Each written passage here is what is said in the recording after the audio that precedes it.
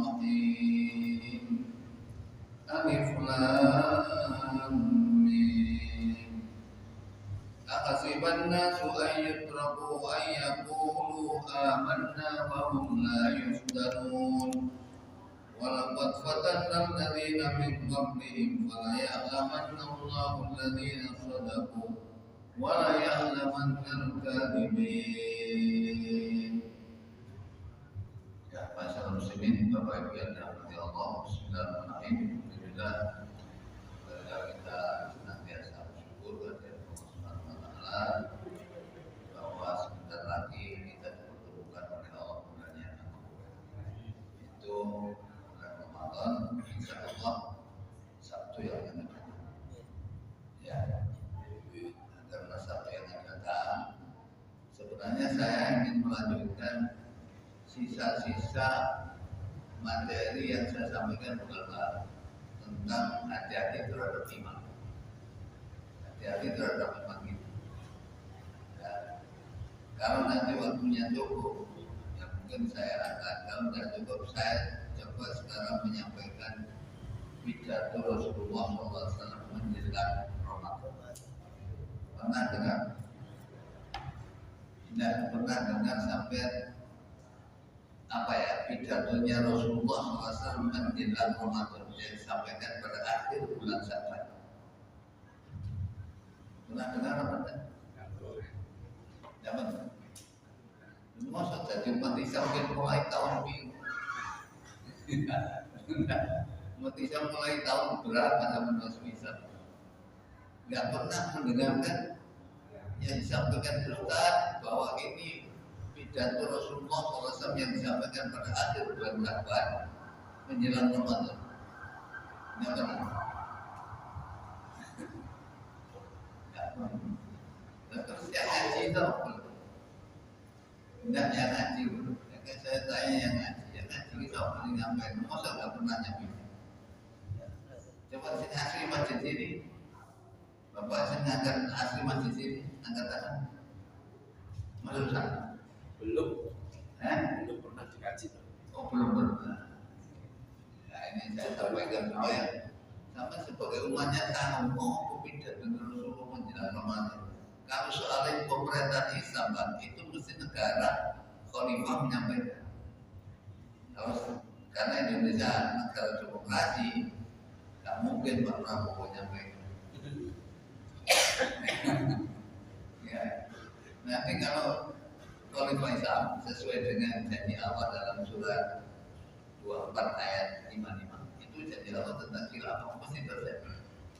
Ya, wa'adallahu alladhina amanu minkum wa amilus shalihat la yastakhlifannahum fil ardi kama istakhlafa alladhina min qablihim wa la ya'lamanna.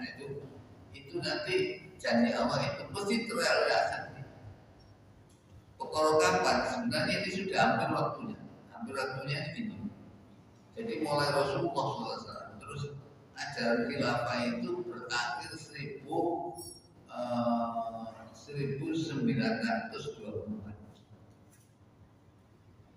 Itu terakhir, tidak ada khilafah di dunia. Dan berarti sampai sekarang sudah 100 tahun. Nah 100 tahun ini memang saatnya sebenarnya. Tidak tahu tapi ada mantan apa, tapi insya Allah tidak lama. Ya, itu ya. Jadi coba sampai baca janjinya Allah dalam surat An-Nur ayat 55. Dan Allah telah berjanji kepada orang-orang yang beriman di antara kamu dan mengerjakan amal-amal yang soleh bahwa Dia sungguh-sungguh akan menjadikan mereka berkuasa di bumi sebagaimana Dia telah menjadikan orang-orang yang sebelum mereka berkuasa, dan sungguh Dia akan meneguhkan bagi mereka agama yang telah diridhoinya untuk mereka, dan Dia benar-benar akan menukar keadaan mereka sesudah mereka berada dalam ketakutan menjadi aman sentosa. Mereka tetap menyembahku dengan tiada mempersekutukan sesuatu apapun dengan aku. Dan barang siapa yang tetap kafir sesudah janji itu, maka mereka itulah orang-orang yang fasik. Ini janji Allah. Sekarang banyak orang profesor di Indonesia karena nggak yakin. Ya, nggak yakin. Nggak mungkin ada khilafah, nggak mungkin. Ini janji Allah. Sekarang janji Allah kalau sampai marianan, Tuhan yang setelah datang doanya apa?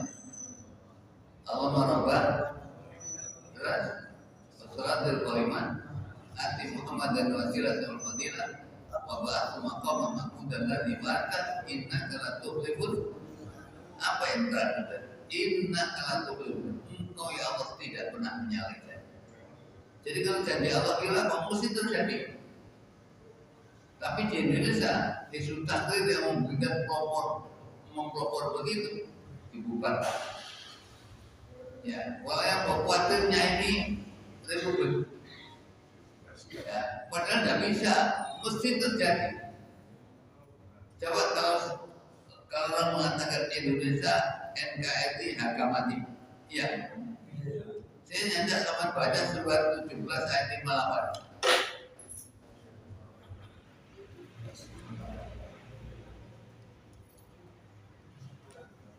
Surat 17 ayat 58. Tak ada suatu negeri pun yang durhaka penduduknya, melainkan kami membinasakannya sebelum hari kiamat, atau kami atap penduduknya dengan atap yang sangat keras. Itu pernyataan Allah. Dan yang demikian itu telah tertulis di dalam kitab Lauh Mahfuz. Kalau sudah tertulis Lauh Mahfuz itu namanya planning Allah. Itu dalam bahasa Islam namanya kodok. Jadi kodok itu undang-undang Allah yang akan terjadi, ya, dan itu pasti terjadi. Nah, itu pasti terjadi, tidak mungkin tidak terjadi. Begitu terjadi, berarti namanya takdir.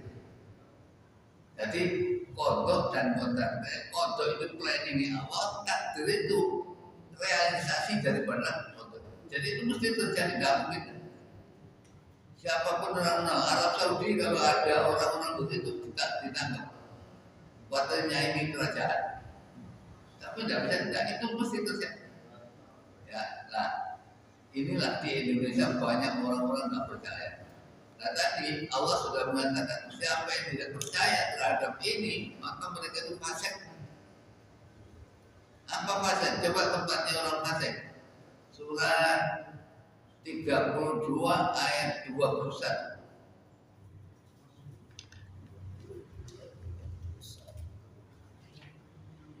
Kalau ada 21 kalau mungkin saya salah. Ini benar manfaat. Amal lagi fasad. Ayat berapa? Ayat berapa? Amal lagi fasad. 20. Ya, coba. Dan adapun orang-orang yang fasik atau kafir, maka tempat mereka adalah neraka. Setiap kali mereka hendak keluar daripadanya, mereka dikembalikan lagi ke dalamnya. Dan dikatakan kepada mereka, rasakanlah siksa neraka yang dahulu kamu mendustakannya. Ini janji Allah, tidak mungkin tidak. Jadi kalau orang-orang yang nggak percaya terhadap adanya khilafah yang akan berdiri, itu termasuk fasik. Ya, kita wajib yakin bahwa realisasinya itu mungkin ya. Perhitungan Rasulullah mengatakan fikul ini setiap 100 tahun itu ada mujaddid pembaru. Nah ini sudah 100 tahun itu sampai 24. Kok belum terjadi? Ya tidak tahu, kurang 1 tahun, kurang 2 tahun tidak tahu saya. Tapi itu pasti terjadi. Nah khilafah itu yang jadi khilafah itu sistem kepemerintahannya, lah yang jadi penguasa namanya khalifah. Kan dulu terkenal khalifah Bakar, khalifah Utsman, terus juga kami ada khalifah itu banyak khalifah maksudnya. Nah ini mesti terjadi. Ya, lah karena janji Allah mesti terjadi, cuma orang banyak nggak percaya. Karena nggak percaya mengatakan bahwa NKRI harga mati. Tapi kalau diterapkan ayat 1758, tidak ada satu negeri pun yang durhaka kepada Allah melainkan kami binasakan sebelum hari kiamat atau kami antar dengan siksa yang keras. Itu kan jadi apa? Nah, jadi mesti terjadi. Cuma kita wajib yakin bahwa nanti realisasinya Allah alam, Allah yang paling tahu, tapi pasti terjadi. Dan itu bisa memperjuangkan tetap terjadi. Walaupun nanti sebentar itu jadi bubarkan, tapi orangnya tetap gitu. Ya, nah ini tentang janji Allah. Nah, jadi karena sekarang ini adalah akan bulan Ramadan, dan Ramadan mungkin kurang 1 minggu. Ya. Kurang 1 minggu. Saya sampaikan arahan bagaimana arahan Rasulullah SAW menjelang Ramadan yang disampaikan oleh beliau itu pada akhir bulan Syawal. Sekarang kan bulan Syawal sudah hampir berakhir. Akhir berakhir, coba saya bacakan hadisnya. Ini pidato Rasulullah. Saya dapati di dalam kitab Sahih Ibnu Utsaimin, ya, itu juz 3 halaman 197. Saya ambil itu. Nah, arahannya Rasulullah SAW ya. Ini khotbahnya Rasulullah SAW fi akhir yaumin Sya'ban. Rasulullah telah memberikan arahan kepada kami sahabat itu yang disampaikan beliau pada akhir hari dari bulan Sya'ban. Terus apa pidato beliau? Nah, ini pidato. Apa kata Rasulullah? Ayyuhan nas, wahai sekalian manusia, qad adallakum syahrul adim, akan menaungi kepada kamu bulan yang agung. Syahrul mubarak, bulan yang penuh berkah. Terus syahrul fihi lailatun khairun min alfi syahr, bulan di mana satu malam lebih baik daripada 1000 bulan. Ya. Terus lanjutannya, ja'alallahu siyamahu faridatan. Allah menjadikan puasanya sebagai amal wajib. Jadi puasanya wajib. Wa qiyamal laili tatawuan. Dan qiyamul lail, tarawih dari istilah kita. Ya. Nah, dan tarawihnya itu adalah sebagai amal sunnah.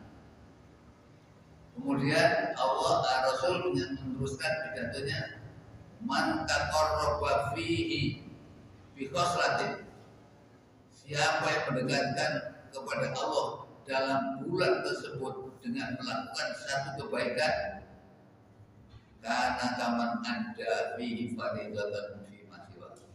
Jadi orang melakukan amal kebaikan itu nilainya seperti amal wajib di luar Ramadan. Luar biasa ya. Waman adda fi faridatan, siapa yang melaksanakan kewajiban dalam bulan Ramadan ini, apa sholatnya, apa yang lain, apa ya, itu dinilai kata Nabi kaman adda sab'ina faridatan fi masjid, seakan-akan dia melaksanakan 70 kewajiban selain bulan Ramadan. Ini nilainya Ramadan itu. Terus apa? Kelanjutannya Rasulullah menyampaikan, wa huwa syahrus sabr. Bulan Ramadan adalah bulan penuh kesabaran. Ya. Terus makannya, terus makan tidak boleh. Sabar, ya. Ini bulan sabar. Wasabru thawabul jannah, dan sabar adalah pahalanya surga. Ya. Terus berikutnya wasyahrul puasa. Bulan Ramadan adalah bulan persamaan. Coba saya tanya, orang kalau jam 12 siang naik mobil, naik sepeda motor, naik sepeda panjang, terus apa tukang becak, kira-kira perasaannya sama apa? Kode apa nih? Kode ini. Itu sama. Ya, itu kata Nabi syahrul puasa. bulan bersamaan. Ada siapapun orang kaya, orang miskin, kalau puasa ya mesti ada jam rolasnya. Luwe-luwe waktu. Ya, itu kata Nabi selalu puasa. Terus pada bulan tersebut apa Rasulullah mengatakan? Wa syahrun yazdadu fi rizqil mu'min. Bulan yang rezekinya orang mukmin itu ditambah. Tambah itu bisa dua pekerjaan. Satu, sampai kalau makannya selain puasa ini berapa kali? Umumnya 3 kali ya. Sarapan, makan siang, makan. Tapi kalau puasa makannya berapa kali? Hanya 2 kali, sahur sama buka. Tapi nilai kebaikan yang sampai lakukan banyak mana dengan sebelum puasa?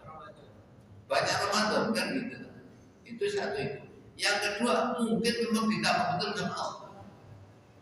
Ya, karena Nabi menyampaikan itu mungkin ditambah betul. Ya. Nah, terus berikutnya manfaat torofi sohiman. Ya, siapa yang memberikan berbuka kepada orang yang berpuasa, karena maghfiratan lidzunbi, maka memberikan berbuka puasa kepada orang yang berpuasa itu dihapus dosanya. Ya, dihapus dosanya. Ya. Terus wa in quraqabati minan, dan dia dimerdekakan dari api neraka. Ya. Ini cara-cara memberikan berbuka kepada orang puasa. Nanti jangan sampai Pak ambil pengertian begini. Yang aku gak ada kosong kayak ibu berbuah. Jangan. Sama juga berbuah. Nanti ngono lah jadi kisah enak ini. Ya. Nah ini lah. Jadi orang yang memberikan berbuka kepada orang puasa itu kan diampuni dosanya dan dimerdekakan dari api neraka. Ya, makana lahu mislu ajri. Ya.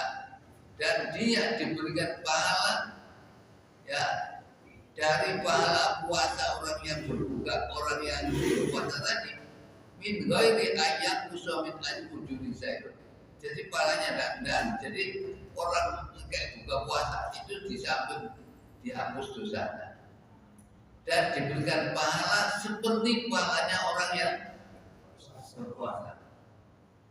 Ngomong jadi pena yang mana aku suka pakai poso.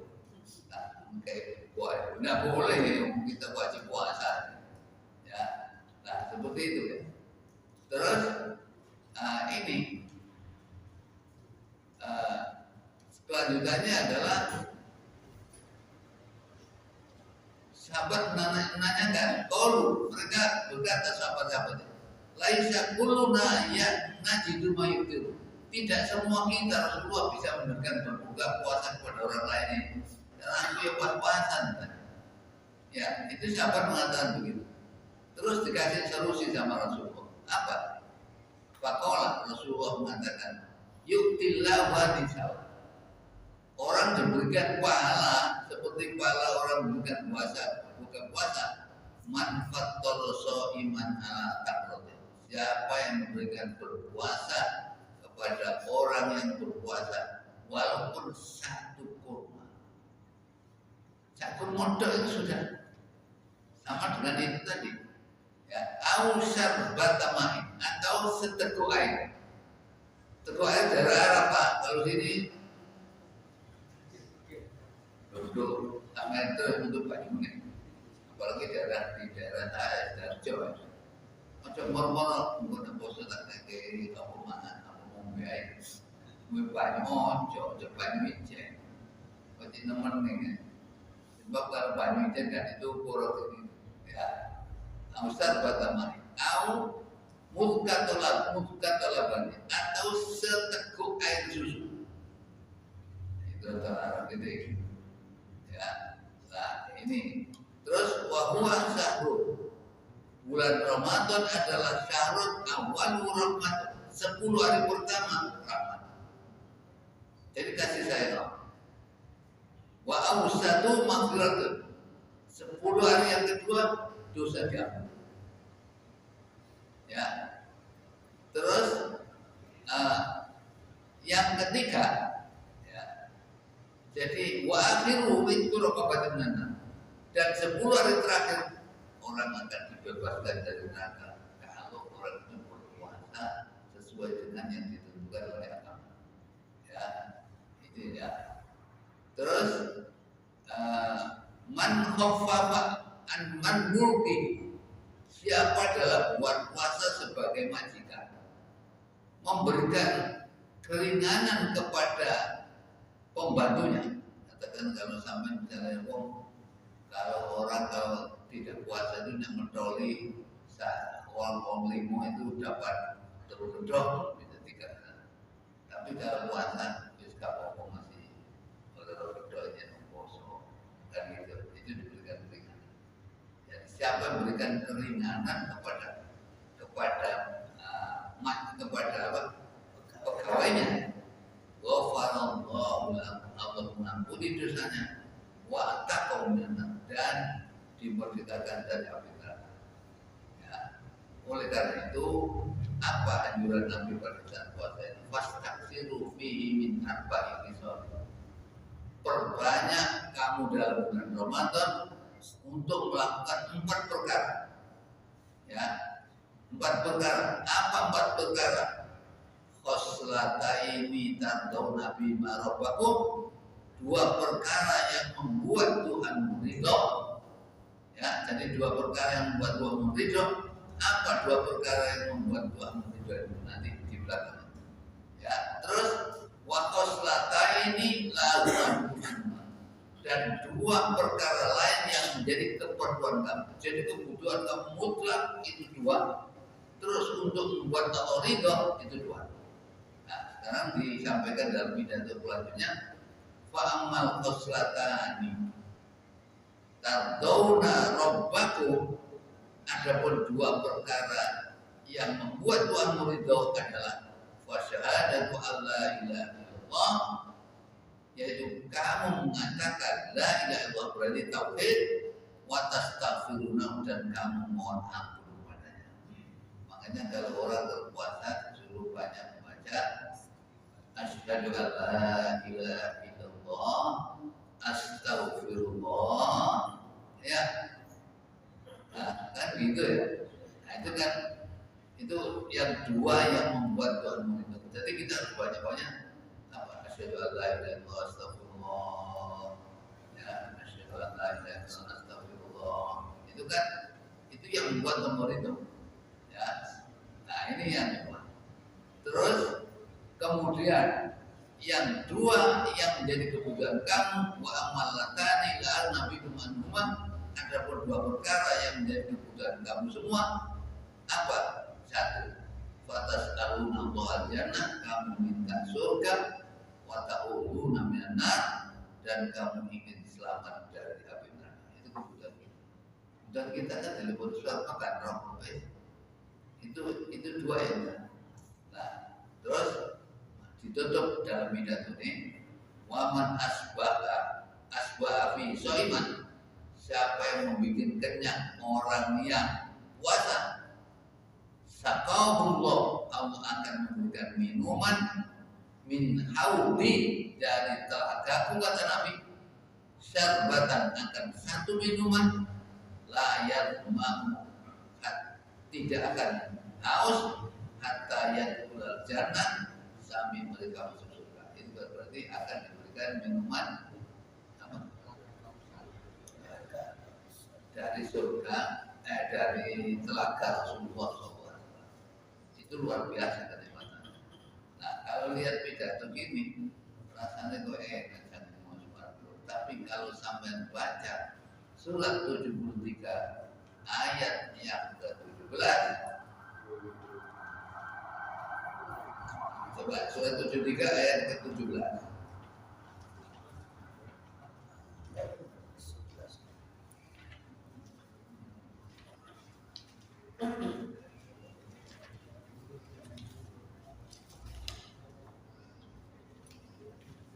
Dan biarkanlah aku saja bertindak terhadap orang-orang yang mendustakan itu. Apa? Yo. Surat 73 ayat 17. Maka bagaimanakah kamu akan dapat memelihara dirimu jika kamu tetap kafir kepada hari yang menjadikan anak-anak berubah? Ini penjelasannya dalam tafsir. Nanti bagaimana kamu bisa memelihara diri dari dasarnya hari akhirat kalau kamu tetap tidak yakin akan kebenaran firman Allah di akhirat, di akhirat nanti. Di saat itu sampai anak-anak berubah. Ini orang tua berubah ada. Kalau anak berubah berarti apa? Dasarnya persoalan dari. Nah, ini dijelaskan oleh siapa? Oleh Imam Nawawi dalam kitabnya Fimar Rahimahullah. Itu katanya apa? Saat itu masalahnya begini, ya. Nabi Adam dipanggil sama Allah, ya. Jadi Nabi Adam dipanggil, ya Adam, kata Allah, wahai Adam, ib'as ba'san min dzurriyyatika, kirimkan rombongan dari keturunanmu ilanar kepada neraka, ya.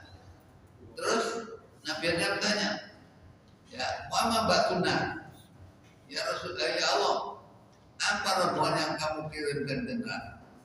Katanya Allah, min kulli amrin, setiap 1000 orang, ya ambillah tis'atu mi'atin wa tis'atun wa tis'una. Jadi dari 1000 orang dari keturunan ambil 999 itu yang akan saya kirim ke neraka. Terus ya mawaqidun ilal jannah, dan yang satu ke surga.